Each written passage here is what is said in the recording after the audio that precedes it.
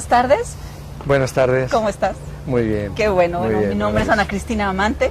Encantado. Mucho gusto. Trabajo aquí en el ITESO, en el Departamento de Educación y Valores, y voy a tener el gusto, el honor enorme de conversar contigo un ratito. El gusto es mío y el honor también. Ay, qué lindo, gracias. Muy bien. Bueno, pues un poco contarte lo que me pasó cuando me enteré que iba a tener el gusto de platicar contigo. Pues me puse a documentarme, lógicamente, ¿verdad? Pues yo ya he leído algo tuyo, pero no tanto como para poder conversar rico. Y pues yo creo que valía más que no hubiera buscado, porque me he encontrado con un mundo de temas. Que si la diversidad, que si la democracia, que si la innovación, las competencias, que si el currículo. Ay, dije, Dios santo, este hombre pues sabe de muchas cosas, le he entrado por muchos lados. Entonces mi primera pregunta sería, ¿tú cómo te defines como profesional? Pues la verdad es que sí, que no nos queda más remedio que en el campo educativo abarcar muchos temas, porque todos están influyendo. Y para poder tener una idea, aunque sea mínima, que te ayude a comprender las situaciones problemáticas de la educación, tienes que abarcar muchos campos, de la psicología, de la antropología, la sociología, la economía, luego la organización, el currículum, las disciplinas. Pero esa es la grandeza y al mismo tiempo la miseria de nuestra profesión, que es tan compleja como el ser humano, porque nosotros nos dedicamos a intentar ayudar al crecimiento del ser humano. Entonces toda la complejidad que hay en un ser humano tenemos nosotros que abarcarla. Y claro, cuanto más conozcas de este mundo tan complejo, más puedes intentar ayudar.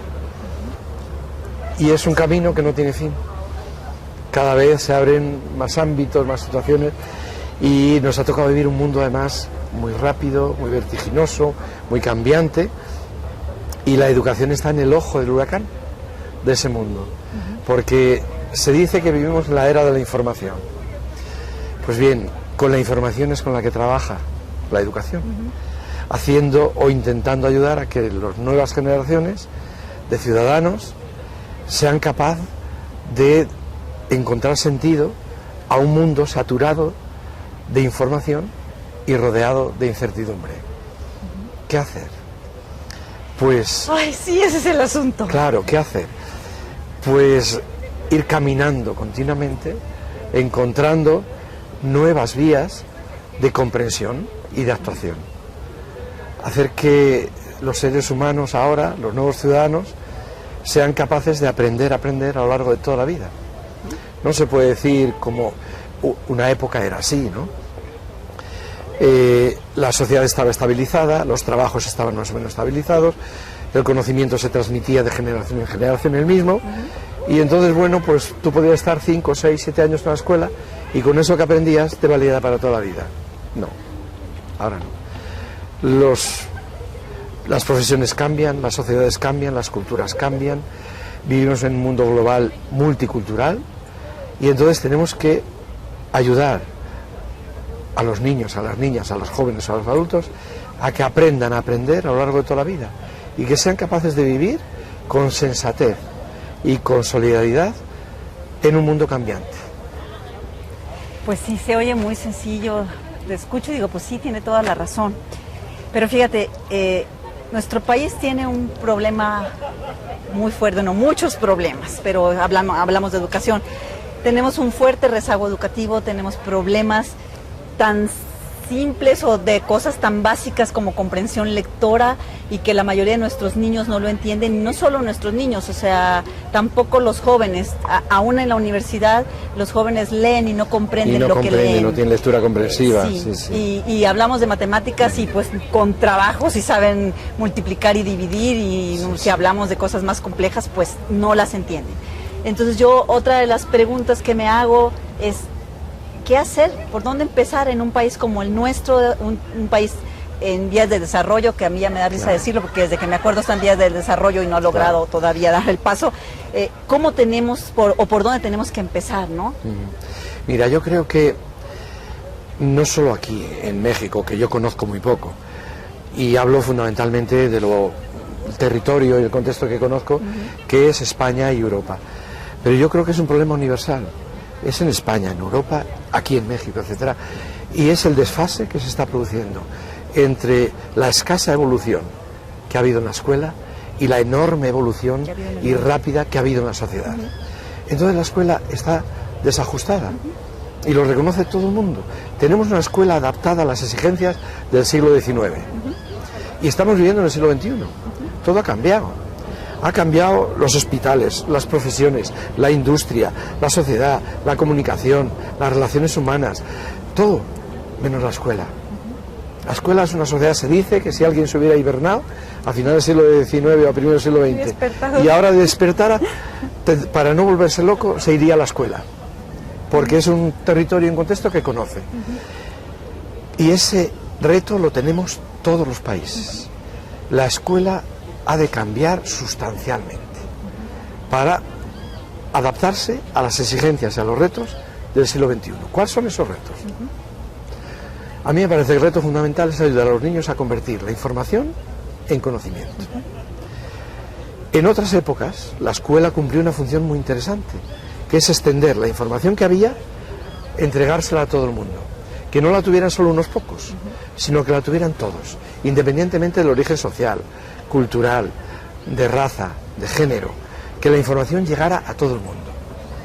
Y esa es la escuela que conocemos, que fue muy buena, muy positiva, porque ayudó a crear una mínima igualdad de oportunidades para todo el mundo y ayudó a las personas a salir de la ignorancia. Pero hoy no es esa la escuela que necesitamos. La escuela que necesitamos hoy no tiene por qué transmitir información fundamentalmente, porque la información está por todas partes. Y el niño y el ser humano tiene más información que la que es capaz de procesar. Tercero, la información se está produciendo de forma exponencial, de tal manera que es imposible tenerla toda la información en la mente, tenerla en el cerebro. La información tiene que estar en las bases de datos, tiene que estar en la red, en los discos duros externos, en las máquinas, que no saben hacer otra cosa más que esa, almacenar muy bien y reproducir muy bien la información. Y ahora en la escuela nosotros no tenemos por qué obsesionarnos en que los niños aprendan información, no. Lo que tienen que aprender los niños es cómo seleccionar la información que merece y la que no. Procesarla, entenderla, organizarla y aplicarla. Y crear nueva información. A eso le tenemos que ayudar. Y la escuela no hace eso. En España no hace eso. En España, ¿qué hace bien la escuela? Lo que hace bien la escuela es que el niño aprenda a reproducir información. ¿Todavía? Sí. ¿Cuáles son los ríos de España? Pum, pum, pum, pum, pum. ¿Cuáles son las obras de Lope de Vega? Pum, pum, pum, pum. No, ¿para qué? Lo importante es qué hace el niño con esa información. Por tanto, yo creo que ahora a la escuela se le exige un nivel más. Ya no es el nivel de reproducir información, es el nivel de organizar la información para crear modelos mentales, mapas mentales, que les ayuden a los ciudadanos a poder moverse en el territorio complejo, social, físico, político, en el que nos estamos moviendo.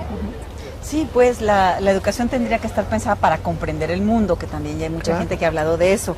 El asunto es cómo hacerle. Tenemos ya mucho tiempo buscando formas. Yo aparte de trabajar aquí en ITESO, también he trabajado en los colegios durante 25 años como directora de Escuela de Educación Básica, y ha sido de verdad una lucha continua tratar de modificar las prácticas docentes en el aula para provocar o para buscar que los niños piensen de manera diferente, ¿no? Entonces empezamos a trabajar con el asunto del constructivismo, que es las habilidades del pensamiento, de repente salen las competencias, y yo dije, caray, pues si apenas están entendiendo lo que es una habilidad del pensamiento y apenas le están tratando de hacer ajustes a sus estilos de enseñanza, cuando ya damos el brinco para otro lado, y pues ¿cómo le vamos a hacer ahora, no? Pero ¿qué ha ocurrido? Que en la sociedad en general, y sobre todo en todos los países, existe la conciencia de ese desajuste de la escuela y de esa insatisfacción.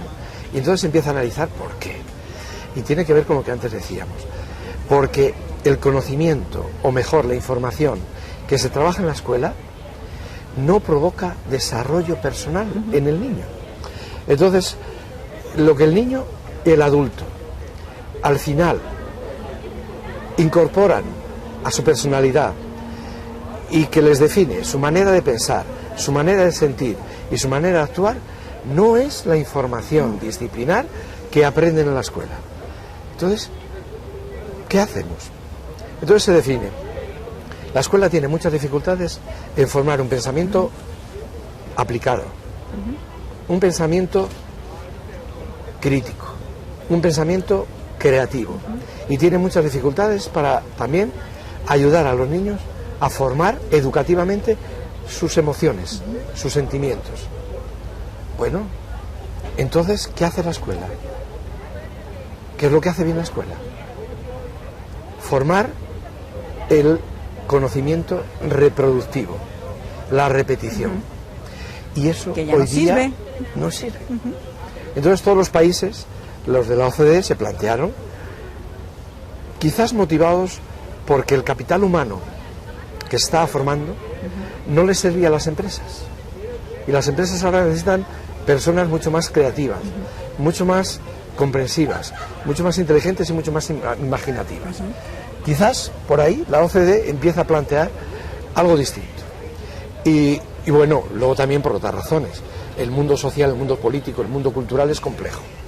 Y necesitamos personas que sean capaces de comprender la complejidad. Ciudadanos que seamos capaces de respetarnos a nosotros mismos, entender las diferencias, respetar las diferencias, etc. Y entonces se dice, bueno, lo que tenemos que intentar trabajar en la escuela es aquello que influye en la personalidad de los nuevos ciudadanos, en la personalidad de los ciudadanos. ¿Y qué es lo que influye? Pues influyen esos aspectos que estaban olvidados, que es las emociones, los sentimientos, los conocimientos, evidentemente, las habilidades y las actitudes. Pero si en la escuela desarrollamos uno de esos aspectos nada más, no hemos hecho nada. Hay que desarrollar todos en su conjunto. Y a eso se les ha llamado competencia.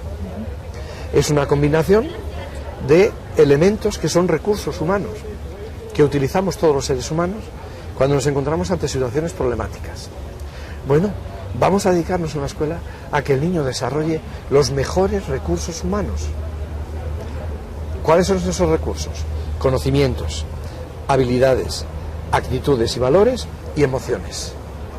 Bueno, pues tendremos que preocuparnos en desarrollar todos esos. Y esas son las competencias. Un nuevo nombre, pero para una realidad muy antigua, pero olvidada. Fijar la gran contradicción, que además ahora está muy aguda en vuestro país vecino del norte, en Estados Unidos. Todos los grandes maestros y los grandes pedagogos siempre han planteado, la escuela tiene que preparar para la vida. Y sin embargo todos estamos convencidos de que la escuela preparaba, en el mejor de los casos, para la escuela misma y para las disciplinas.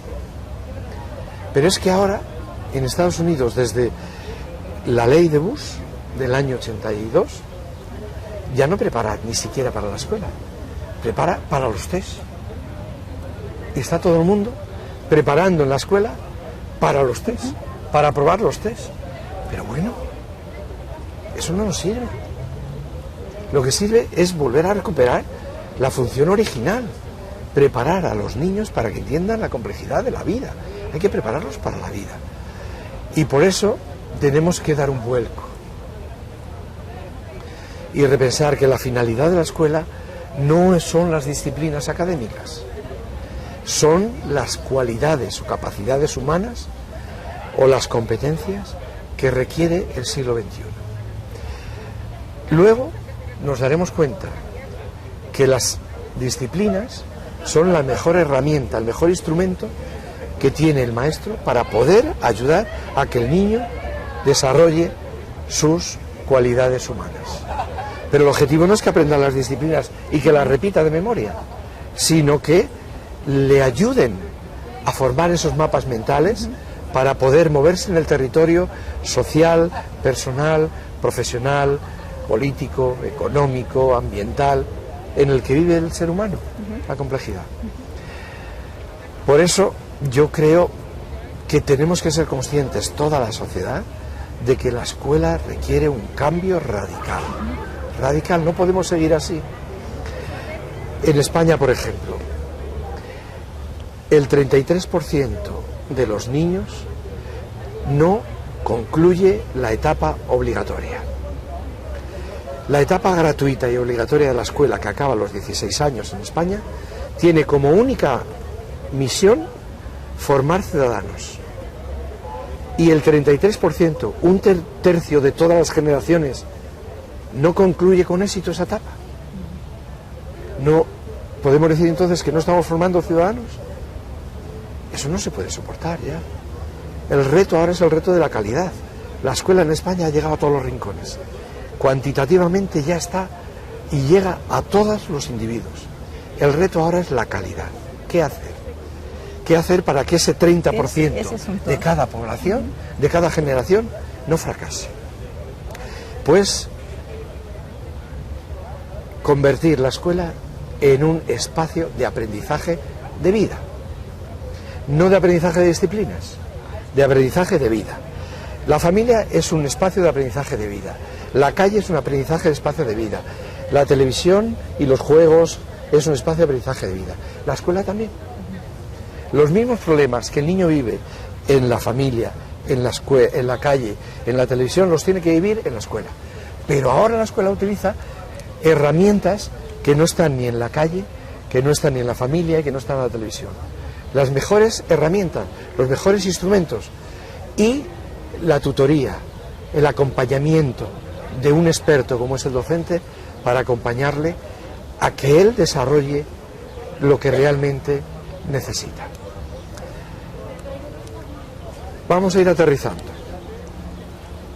Por ejemplo, la escuela debe abandonar una estrategia didáctica que siempre he utilizado, que es la homogeneidad.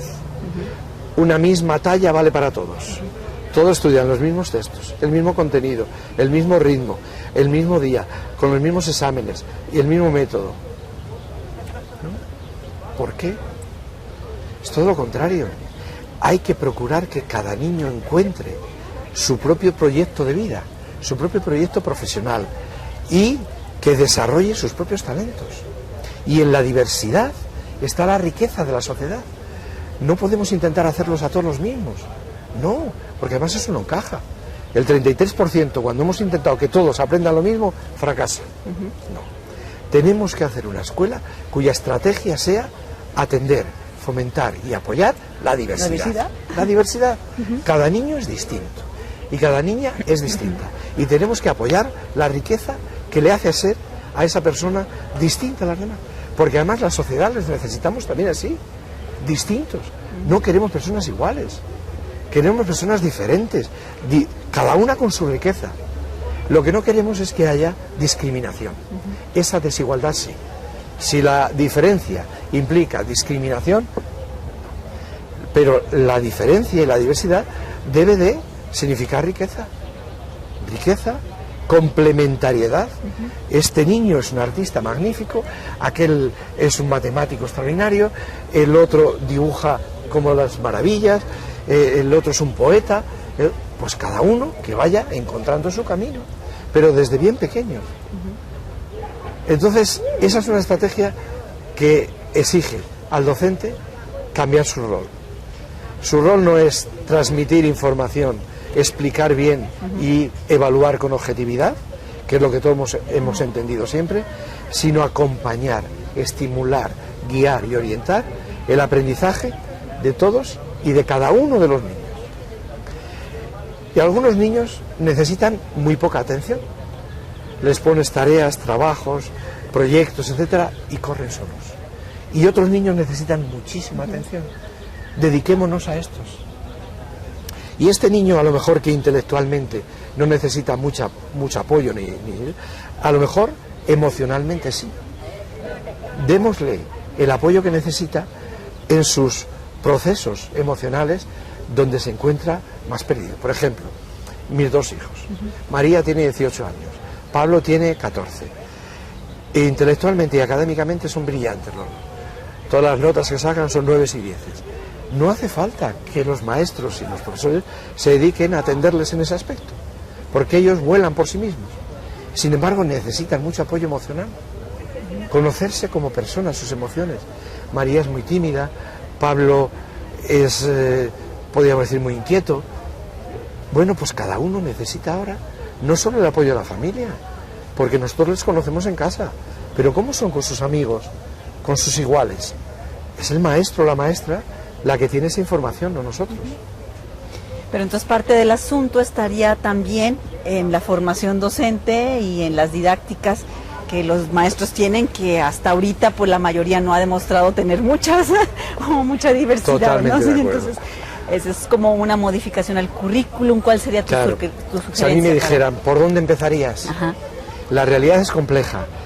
Nos hemos dado cuenta que la escuela tiene muchas deficiencias y hay un desajuste. ¿Por dónde empezarías? Yo diría, indudablemente, empezaría por la formación del profesorado. Modificar sustancialmente la formación del profesorado, la selección del profesorado.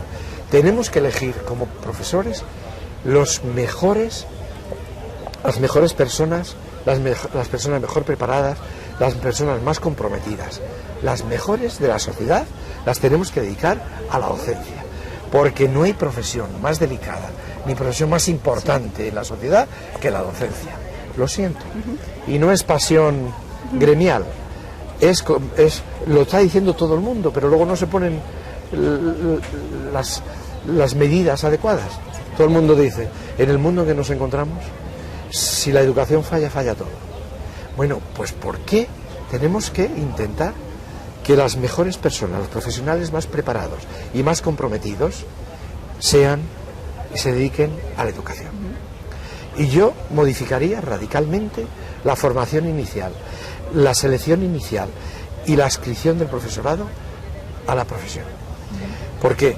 Porque nadie puede ayudar a que los niños desarrollen sus competencias si ellos no las tienen. Claro.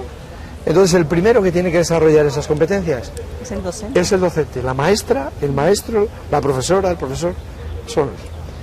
Y nosotros, y hablo por España, en las facultades de educación o en las escuelas de magisterio no estamos preparando y desarrollando las competencias profesionales que requiere esta nueva función docente, que no es explicar y evaluar, que es acompañar, que es provocar, estimular, guiar, que es preparar el contexto, que es diseñar actividades, diseñar proyectos, para que los niños se impliquen activamente en ellos y participando en ellos aprendan a desarrollar sus competencias.